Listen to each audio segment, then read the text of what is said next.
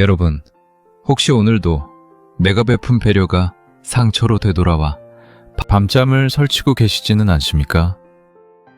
내가 저 사람한테 어떻게 했는데 어떻게 나한테 이럴 수 있나 하는 억울함에 나이가 들수록 마음의 문이 자꾸만 닫히는 당신에게 오늘 이 이야기를 전합니다. 우리는 평생을 좋은 사람이 되기 위해 애쓰며 살았습니다. 집에서는 헌신적인 부모로, 직장에서는 성실한 동료로, 사회에서는 법 없이도 살 착한 이웃으로 말이죠. 그런데 60줄에 들어서서 가만히 인생을 돌아보면 정작 내 마음은 멍투성이고 내 손에 남은 것은 타임의 단연한 요구뿐일 때가 많습니다. 법륜 스님의 증문즉서를 듣다 보면 이런 질문이 참 많습니다. 스님, 저는 평생 손해만 보고 살았습니다. 남을 위해 헌신했는데 왜 제 인생은 이토록 힘든가요? 스님은 빙그레 웃으며 답하십니다. 그것은 당신이 착해서가 아니라 남의 눈치를 보느라 자신을 버렸기 때문입니다. 오늘 우리는 그동안 우리가 오해했던 착함의 실체를 들여다보려 합니다. 인생은 결코 착하기만 한 사람의 편을 들어주지 않습니다. 오히려 세상을 바로 보고 나를 지킬 줄 아는 현명한 사람에게 평온을 허락합니다. 지금부터 60세가 넘어야 비로소 선명해지는 관계와 인생의 불편한 진실 4가지를 통해 진정으로 나를 사랑하는 법을 찾아보겠습니다. 첫째, 내가 베푼 배려는 상대에게 곧 당연한 권리가 됩니다. 우리는 좋은 사람이 되면 좋은 관계가 유지될 거라 믿습니다. 내가 조금 더 참고 내가 한 번 더 양보하면 상대도 내 마음을 알아줄 거라 기대하죠. 하지만 현실은 냉정합니다. 내가 아무리 마음을 다해 배려해도 받는 사람은 그것을 나의 성격이나 당연한 의무로 여기기 마련입니다. 법륜 스님은 인연법을 말씀하실 때 늘 기대를 경계하라고 하십니다. 한두 번의 선의는 고마움으로 남지만 3번이 넘어가면 그것은 상대에게 편리함이 됩니다. 인간의 뇌는 익숙한 것에 무뎌지게 설계되어 있습니다. 여러분이 매일 아침 따뜻한 밥을 차려준다고 해서 가족들이 매번 감동하던가요? 아닙니다. 어느 날 밥을 차리지 못했을 때 왜 오늘은 밥이 없어? 라고 서운함을 내비치는 것이 인간의 본성입니다. 착한 사람들은 여기서 큰 오류를 범합니다. 상대가 고마워하지 않으면 내가 부족했나 싶어 더 큰 배려를 쏟아붓습니다. 하지만 이것은 밑빠진 독에 물을 붓는 격입니다. 결국 내가 만든 착함이라는 굴레가 나를 지치게 하고 상대를 무례하게 만듭니다. 진정한 관계의 지혜는 적절한 거리와 한계를 두는 것에 있습니다. 내가 해줄 수 있는 만큼만 하고 그 이상은 단호하게 멈출 줄 알아야 합니다. 그것은 이기적인 것이 아니라 나도 살고 상대도 버릇없게 만들지 않는 공생의 길입니다. 법륜 스님 말씀처럼 남의 노예가 되어 비굴하게 얻어낸 평화는 진짜 평화가 아닙니다. 내가 나를 귀하게 여길 때 비로소 타인도 나를 함부로 대하지 못하게 됩니다. 둘째, 참는 것이 미덕인 시대는 끝났습니다. 진짜 평화는 용기 있는 말에서 나옵니다. 좋은 게 좋은 거지. 나 하나만 참으면 집안이 조용해지니까 40대부터 60대에 이르기까지 우리가 입버릇처럼 하던 말들입니다. 갈등이 생길까봐 속으로 삼켰던 말들.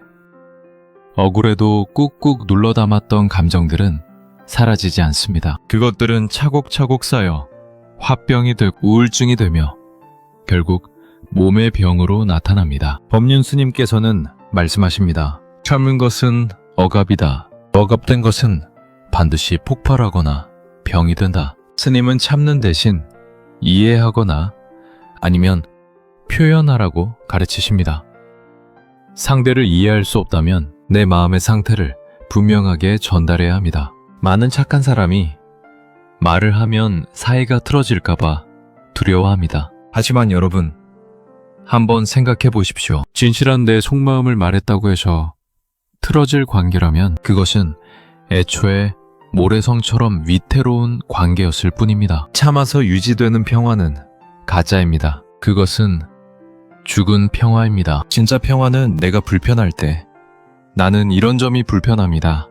라고 담담하게 말할 수 있는 용기에서 시작됩니다. 상대가 화를 낼까봐 혹은 나를 떠날까봐 두려워하지 마세요. 비난이나 공격이 아니라 나를 주어로 하는 나 전달법으로 말씀해 보십시오. 당신이 그렇게 말하니 내 마음이 슬프네요. 이 한마디가 수십 번의 인매보다 관계를 건강하게 만듭니다. 60세가 넘었다면 이제는 남을 위해 침묵하기보다 나를 위해 말해야 할 때입니다. 셋째, 선의는 선택이지 계약이 아님을 명심해야 합니다. 우리는 누군가를 도와줄 때 무의식 중에 내가 이만큼 해줬으니 저 사람도 나중에 내가 힘들 때 도와주겠지 라는 보상 심리를 갖습니다. 이것이 바로 괴로움의 씨앗입니다. 내가 10을 주고 1이라도 돌아오지 않으면 우리는 배신감을 느끼고 상처를 입습니다. 법륜 스님은 이 마음을 아주 명쾌하게 정리해 주십니다.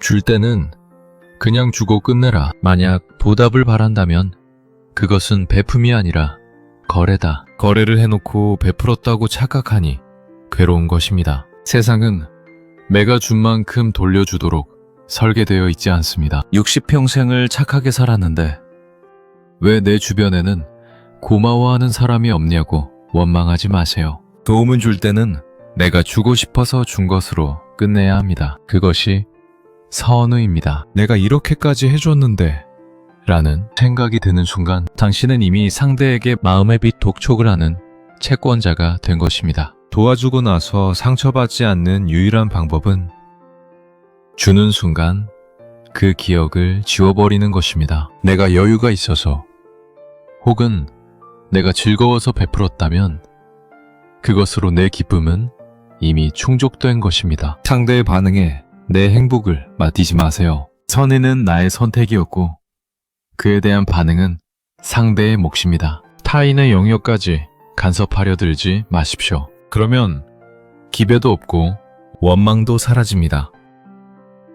넷째, 착함을 이용하는 사람은 절대 변하지 않습니다. 현명하게 선을 그으십시오. 인생에서 가장 늦게 깨닫는 슬픈 진실 중 하나는 사람은 고쳐 쓰는 게 아니다 라는 말입니다. 특히 누군가의 친절과 배려를 이용해 자신의 이득을 취하는 사람들은 당신이 더 잘해준다고 해서 감동하여 변하지 않습니다. 오히려 이 사람은 이렇게 대해도 되는구나 라고 확신할 뿐입니다. 법륜 스님께서는 뱀을 보고 피하는 것은 비겁한 게 아니라 지혜로운 것이다 라고 하십니다. 복이 있는 사람, 나를 갉아먹는 사람을 억지로 품으려 하지 마세요. 부처님 같은 자비심으로 그들을 변화시키겠다는 생각은 오만일 수 있습니다. 착한 사람들은 늘 희망 고문을 합니다. 저 사람도 본심은 착할 거야.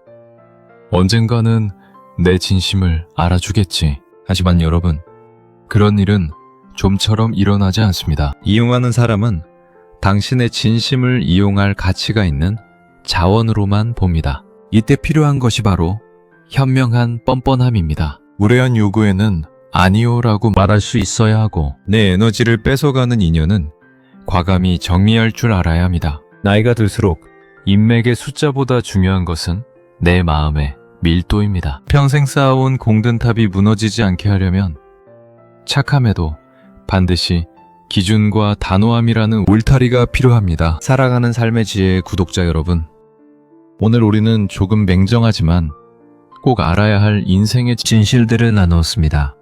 인생은 결코 착한 사람의 편이 아닙니다. 세상은 좋은 사람보다 자신을 지킬 줄 아는 현명한 사람을 더 오래 기억하고 존중합니다. 60세가 넘으셨나요? 그렇다면 이제는 남을 만족시키기 위한 착한 사람의 연극을 그만두셔도 좋습니다. 조금은 이기적이어도 괜찮고 조금은 뻔뻔해져도 됩니다. 내가 행복해야 남도 행복하게 해줄 수 있고 내가 단단해야 남도 기댈 수 있는 법입니다. 법륜 스님은 말씀하셨습니다. 자기를 사랑하는 사람이 남도 사랑할 수 있다. 오늘부터는 남의 기분을 살피느라 밤잠을 설치지 마세요. 그 대신 거울 속의 자신을 보며 이렇게 말해주세요. 그동안 착하게 사느라 고생 많았다. 이제는 너 자신을 위해 살아도 괜찮다. 착하게만 살면 남는 건 피호감 뿐이지만 지혜롭게 살면 남는 건 평온함입니다. 여러분의 남은 여생이 타인의 시선에서 벗어나 오직 여러분 자신의 기쁨으로 가득 차기를 진심으로 기원합니다. 오늘 들려드린 진실 중 여러분의 가슴을 가장 아프게 찌르면서도 시원하게 만든 한마디는 무엇이었나요? 이제는 버리고 싶은 착한 습관이 있다면 댓글로 나누어 주세요.